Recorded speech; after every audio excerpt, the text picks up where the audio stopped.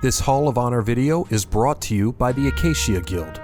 To help support Scottish Rite charities, including the House of the Temple Preservation Foundation, Rite Care, and more, consider becoming a member of the Acacia Guild. You can find a link in the description below. J. Edgar Hoover, 33rd degree, Grand Cross. J. Edgar Hoover was the first director of the Federal Bureau of Investigation, FBI, of the United States. He served from 1924 until his death in 1972. Hoover played a key role in the development and establishment of the FBI as a powerful federal law enforcement agency and was responsible for many notable cases during his tenure, such as the capture of notorious criminals John Dillinger and Al Capone.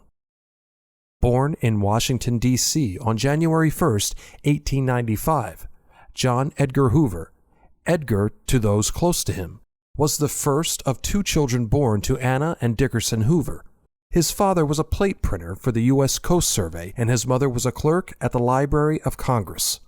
Hoover was raised in a middle-class home and was a sickly child, suffering from asthma and a weight problem. He was educated at Central High School in Washington, D.C., where he graduated in 1913. Hoover attended George Washington University, where he studied law and earned a Bachelor of Laws degree in 1916. He also worked part-time as a clerk at the Library of Congress while he was in college. After graduation, he took a job as a clerk in the Justice Department's War Emergency Division. This was the beginning of his lifelong career in government service. In 1919, Hoover was appointed Assistant to the Attorney General and was put in charge of the newly created General Intelligence Division, GID, within the BOI. The GID's main responsibility was to investigate and disrupt radical and subversive activities, such as the activities of the Ku Klux Klan and the Communist Party. 2 years later, the GID was renamed the Bureau of Investigation, BOI, and Hoover was appointed its acting director. He quickly established himself as a capable and efficient administrator, and he began to implement reforms to improve the BOI's effectiveness and efficiency, including centralizing the Bureau's operations and standardizing its procedures and training. In 1924, Congress passed the Federal Bureau of Investigation Act, which renamed the BOI the Federal Bureau of Investigation, FBI, and gave it expanded powers and responsibilities. The act also made the director of the FBI a presidential appointment. President Calvin Coolidge appointed Hoover as the first director of the FBI, a position he would hold for nearly 5 decades.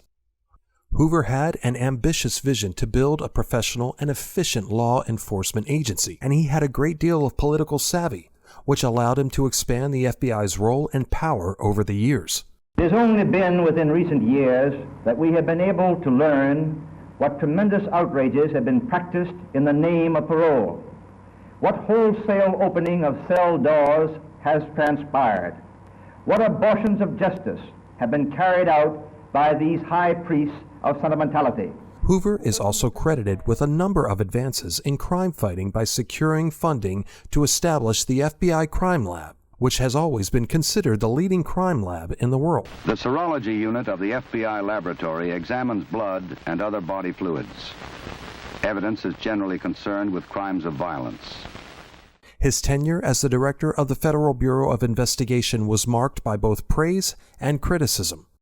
Early in his career, Hoover was well respected by many people for his leadership and his successes in capturing notorious criminals, fighting organized crime, and subversion.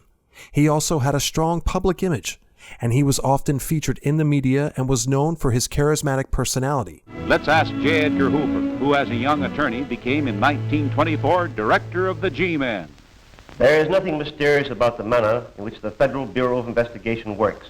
Its formula is a simple one. Intensive training, carefully investigated and highly efficient personnel, plus rigid requirements in regard to conduct, intelligence, and integrity.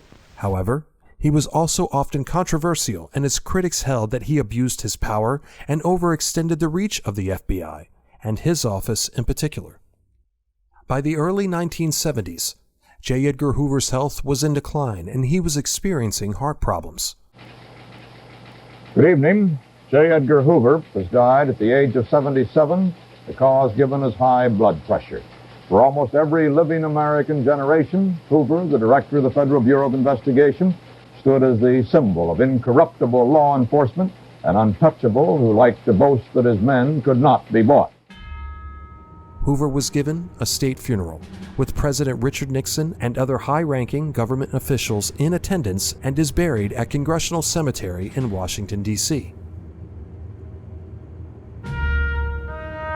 As a Freemason, J. Edgar Hoover was raised on November 9, 1920 in Federal Lodge No. 1 in Washington, D.C. Hoover received the 33rd degree in 1955 and was named a Grand Cross. In 1990, his portrait was put on display here in the House of the Temple, Hall of Honor.